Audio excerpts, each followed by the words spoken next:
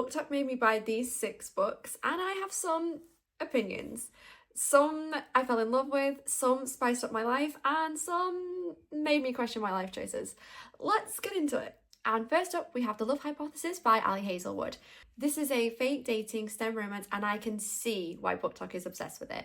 I read this book quite quickly after the BookTok hype, and it was the only Ali Hazelwood book out at the time. I think it took me a few pages to get into it, and then once I did, I couldn't put it down. This was my first experience reading a STEM romance, and I absolutely loved it. With the rest of the Ali Hazelwood books, they do have a tendency to be around STEM as well. So if you really like The Love Hypothesis, you should like the rest of Ali Hazelwood's books. In terms of spice, there's a bit of spice in there, but it's not the main feature of the book. It's definitely much more about the relationship and also about the character's career as well, which is amazing. But if you're just looking for a casual romance read, this is a really great book to read. It even has the sticker on of the TikTok sensation. And it's a non-peelable sticker. Did I enjoy the book? Yes. Would I recommend it? Yes. And was it worth the BookTok hype? Yes. So Alex Volkov is essentially a billionaire with unresolved trauma and a whole lot of red flags.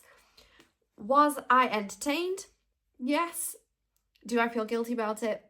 Maybe. So I'd seen this book and the entire series on several TikTok videos. I decided to order the full series and thought I'll give it a go.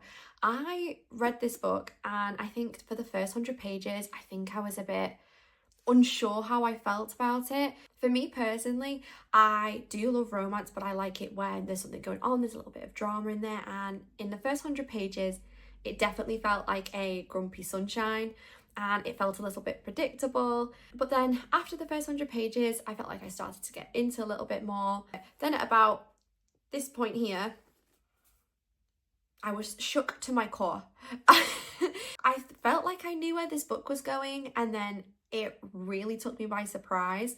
I think I went into it expecting predictable romance, and I sort of left thinking this actually had some, more dramatic elements to the book with a lot of darker themes that I didn't expect going into it. And I ended up actually enjoying it a lot more than what I thought. I think personally I would have just liked a slightly different ending. I think Alex Volkov as the leading male was sort of presented in a particular way throughout the book, and then towards the last couple pages there were some decisions about his character and I wasn't too sure about them. So I think that was something that sort of like let me down. It's an enjoyable read. It definitely has its twists and turns.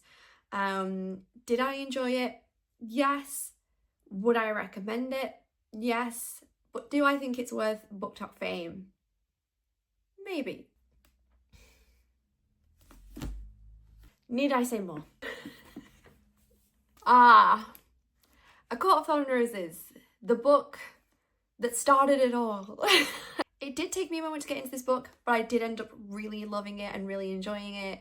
It did launch me into an obsession, and the rest of the series completely has my heart too. I do feel like this book is very much an entryway to the rest of the series. This very much feels like an introduction, but not the main course. It definitely feels like the build up to the second book. It was really great to meet Risan in this book as well. That was definitely such a turning point in this book for me, and I think for most of the fans as well. And yeah, the discourse around wingspan is real. And that's a cause I really care about. I think it goes without saying, did I love it? Yes. Do I recommend it? Yes. And do I think it's worth the hype? Yes.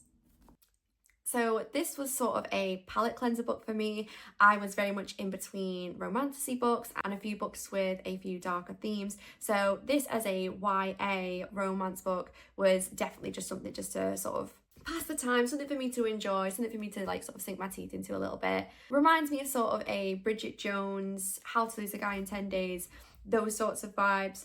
There's a prom storyline in there. There's sort of that yearning vibe. There's sort of like a he fell first, he fell harder aspect to it as well. Fake dating. This book's got it all. There's definitely a few scenes in there that you have a laugh at. It is YA, so don't be expecting any sort of spice, if that is your thing. For me, I was just looking for, something to read out in the garden in the sun. Did I enjoy it? Yes. Would I recommend it? Yes. And do I think it's worth BookTok fame? As a YA romance? Yes. And am I in love with Wes Bennett? I think so. Next up we have Icebreaker. So I went into this thinking it was going to be a cutesy sports romance, and I was wrong. It's definitely much spicier than what I thought it would be, and it definitely reads as more of like a fanfic Wattpad sort of story. I am a big fan of all things romance, and I don't mind spice in books at all, but I think for me, if the spice is in addition to a really great plot, then I absolutely love it. I think for me, this felt like the spice was driving the narrative a little bit more. Do I think it's worthy of BookTok fame? Unfortunately not. I think I would categorize this book as very much like a guilty pleasure book. So I don't feel like this book was for me personally. Did I cringe at times? Yes. Did I enjoy it? Sometimes. But Nate Hawkins, you pass. This one confused me and then consumed me. The writing style at the start, it is explained at the beginning that it's there's some like lines crossed out and some of the words are repeated, but it's from Juliet's perspective, so in the style of her thoughts. So definitely do make sure you read the author's note at the start of that before reading this, because you might be a little bit confused beforehand. I can't remember when it came out, but I read this in 2024, so I was very late to the game. And with this book, I feel like it just took me back to feeling like I was like reading like Divergent for the first time, and I absolutely love the feel of it, and I wish that I'd read it when I was younger. I feel like I'd have just completely eaten it up then too. So the first half of the book, I feel like I was getting into the style, and then I met Aaron Warner, and that changed the game. I've seen so many BookTok posts about this series and so many about Aaron Warner. I would post on BookTok regularly and I might say something about a particular book boyfriend or something, and always in the comments it would be Aaron Warner's the best boyfriend, he's the best book boyfriend. I was definitely intrigued to read this book, and it didn't let me down. The minute I finished this, I wanted to pick up the next one in the series. It didn't leave me feeling disappointed. If anything, I had questions, I wanted to know more, and I'd really gotten into the sort of style of writing as well.